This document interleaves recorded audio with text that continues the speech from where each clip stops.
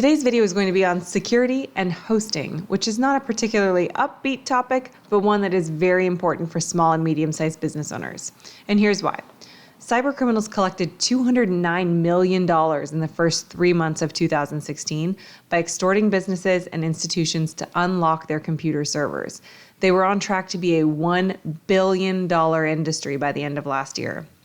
62% of all online attacks target small and medium-sized businesses and successfully infiltrate about 4,000 per day. And then 60% of small companies that suffer a cyber attack are out of business within 6 months. They simply can't recover from the downtime caused by the attack. And the real kicker is the attack sometimes can be happening because of a human element. So by someone that actually works within the company, that person may click on a link in an email or open an attachment in an email. And unfortunately, it's going to download some malicious material. Obviously, they didn't mean to do this, but just they're not trained on what to look for, and it's causing big problems for small business. When we talk specifically about website security, we're talking about websites that are hacked. And approximately 30,000 websites are hacked and infected daily. 73.2% of WordPress sites, again, WordPress is a platform that we develop on, 73.2% of them are vulnerable to being hacked. And the potential effects of having your website hacked can be from the kind of on the lower side of having your content modified or deleted. So you might just go to your site one day and it's been all deleted. You don't have any content left. Or your content could be replaced with something that might be offensive to visitors coming to your site.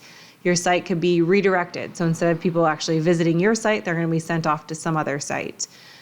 A bigger one is viruses and malware can be injected onto your site and then spread to visitors that are coming to your site. And again, you might not even be aware that this is happening. So it might have happened on your site, and then as users are coming to your site and logging in or just visiting the site, it can be spreading to their computers as well. Cleaning sites can be difficult and costly. And the problem here is that maybe your site was infected with a virus a year ago. The virus sat dormant until a year later, and then it finally started doing what it was going to do and taking over your computer and modifying files.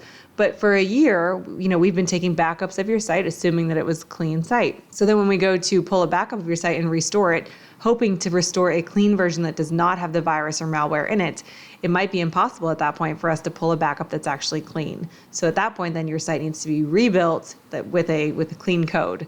So it can be difficult and costly to fix a site that is hacked. And then another big one is that search engines can block or flag your website if your site has actually been hacked and has been flagged as a malicious site. Now, the specific problem with WordPress is that it's open source, and open source means that the original source code is freely available. And then also with that is that the same URL is used, so the same access code is used to access the administrative panel for every single website. So it's easy for people to be able to guess where you're going to go to log into the site, and then they can try and guess your username and password. So unless you've changed your username and password or changed the login location, which are things that we suggest that you do, it's going to be pretty easy for someone to try and hack into your site. It also doesn't help that there's things like, what is my WP theme out there? So I'm looking at a website on my screen right now. It's Brendan.com. Brendan Burchard is a popular author.